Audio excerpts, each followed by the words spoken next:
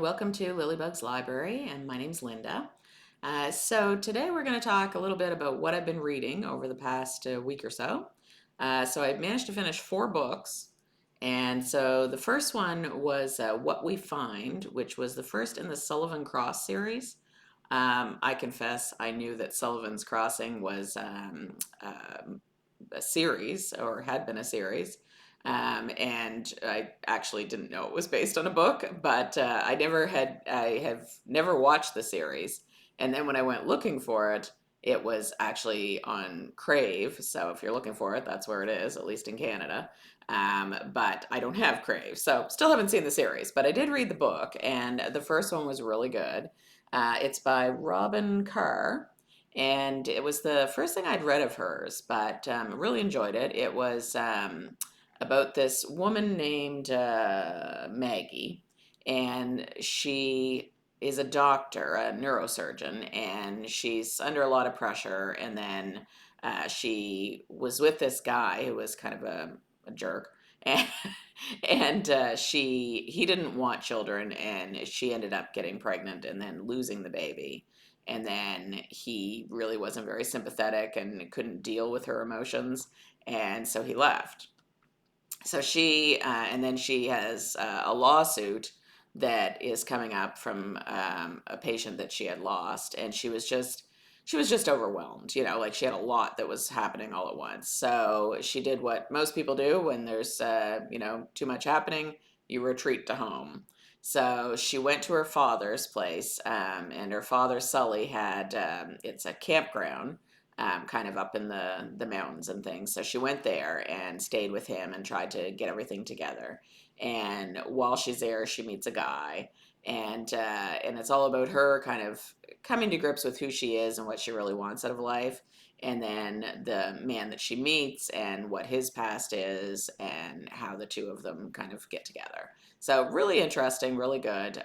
Enjoyed the characters a lot. Sully is a cute character, kind of rough around the edges, and doesn't always say or do the right things, but he was interesting, and just the idea of them being at this campground and her kind of going there to heal is was really appealing, and I mean, I'm not a camper, but I like that vibe. So that was good. The next one was Curiosity. Oh, and for What We Find, I'd give it 5 out of 5. I really enjoyed it. The next one is Curiosity Thrilled the Cat, and it's by Sophie Kelly. And oh my goodness, I love this. I had not read anything. Hi, Sebastian. I had not read anything by Sophie Kelly before. I kept meaning to, and I just didn't get to it. So I am so glad I read this.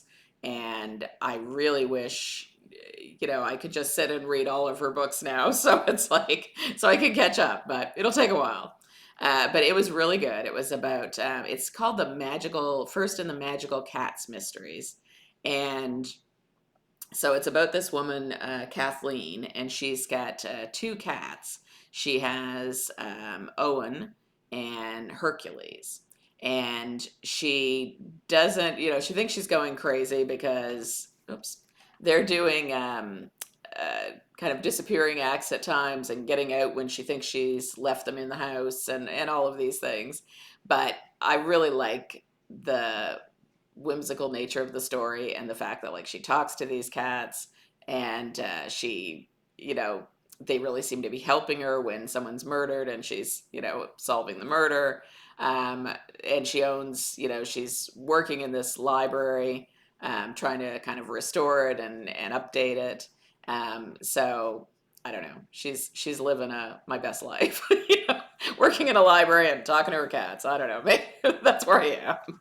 But really enjoyed it, and I would definitely give that one 5 out of 5 as well. So the next one was Real Murders, and it's by Charlaine Harris, and it's the first in the Aurora Teagarden series. So that's another one that's been made into, I don't know if it's a series or a bunch of movies, but I have seen it on maybe the Women's Network, something. I'm not sure where exactly I've seen it, but I have seen that it's pretty popular, and it's another one I have not watched. So I decided to try this one and see, kind of what I was missing. So I think it's supposed to be considered a cozy. I did not consider it a cozy. I was on the cozy train right up until near the end, and I don't think it's a cozy. So it's about this woman who belongs to a group of people who get together to study true crimes. So it's, you know, just their hobby. It's like a book club, only they're studying these crimes that happened usually a long time ago. So like Lizzie Borden, that sort of thing.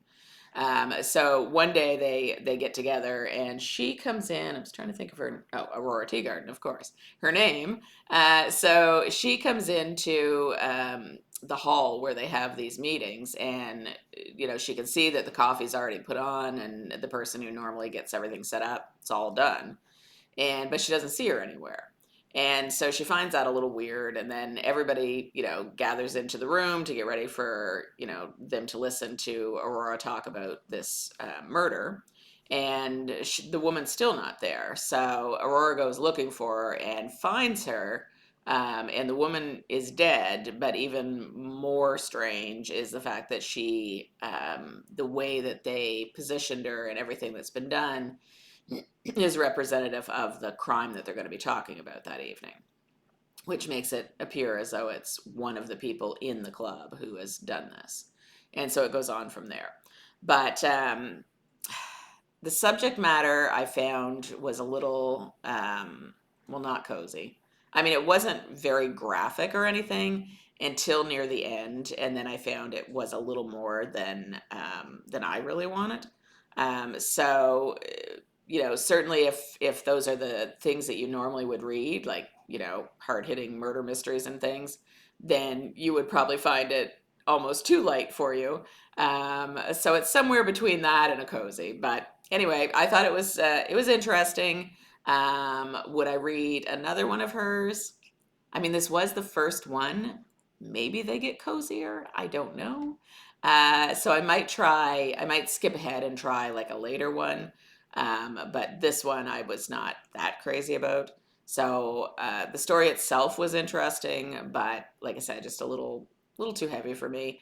I would give it 3.5 and round it up to 4. And then the last one that I just finished is actually an ARC. And thank you to NetGalley and to the author and publisher. It was Reese Brown's latest book, and it's called In Sunshine or in Shadow. And it comes out, I believe, the 12th of this month. So it was really good. And this is my honest opinion. They always tell you to say that. It's always my honest opinion. Yeah, it's so anytime I review anything, it's always my honest opinion. But anyway, this one, it was really good. It was interesting. It took place back in, I'm bad with numbers. I think it's like 1920s or 30s. It was early anyway.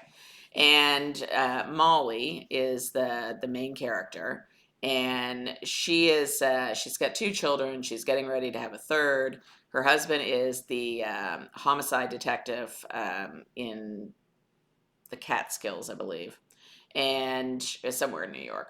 And so they've got a lot of illness in the city and things. It's I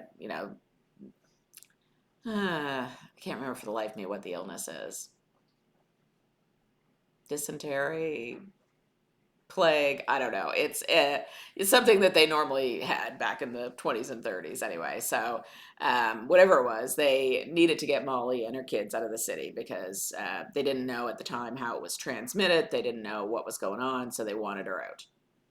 So that's fine. She goes to stay with her mother-in-law with the kids, and she has 2 friends, Sid and Gus, who are both Augusta, and I can't remember. I think Sid is probably short for Sydney. But anyway, they're together, and they are normally live like very close to Molly. So they have left the city as well, and they've gone to this women's artist retreat, which is not that far from where Molly is with her mother-in-law. So eventually, Molly, the kids are all happy there. They're thriving with the mother-in-law, and getting lots of fresh air, and everything's good. So Molly decides she's gonna take the train and go see her friends. So she does that, and Sid's family is fairly close to this retreat they've went to. So they all go to Sid's families, and it turns out that the reason that they were kind of all called together there from by Sid's family, they told her that Sid's grandfather was not doing well, and they had to go there. Turns out there was a little more to it than that. And so as they're staying there, they get embroiled in this murder mystery. And Molly has been known in the past for solving these mysteries. So everyone's kind of counting on her to solve it. And, here she is, trying to do things, and like she's, trying to be careful, but it's, she keeps getting herself kind of involved in these things. So anyway, really good. Had a few twists and turns I wasn't quite expecting. Um, Really good ending. The characters are great. I know these are probably long-standing characters, but it's the first time I've read anything about them, and so I really enjoyed the vibe of them. They're all really unique and all really interesting characters. And because of back when it took place, it also involves like the suffrage. Yeah, it involves the movement of women trying to get the vote. And have a little more freedom. So can't say the word, but you know what I mean. So anyway, it was great, and I would definitely read another one. Really glad that I got the arc for this one, and I would give it 5 out of 5. So far, a decent reading month. I've done well with all of those books. A few more coming up that I'm kind of in the middle of, or just starting. So there'll be more to come, but so far, yeah, I'm happy with what I've read.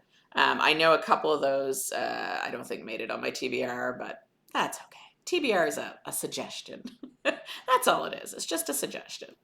All right. So, whatever you're reading, I hope you're having a good time, and that it's a 5-star read. And I will see you again soon. Bye bye.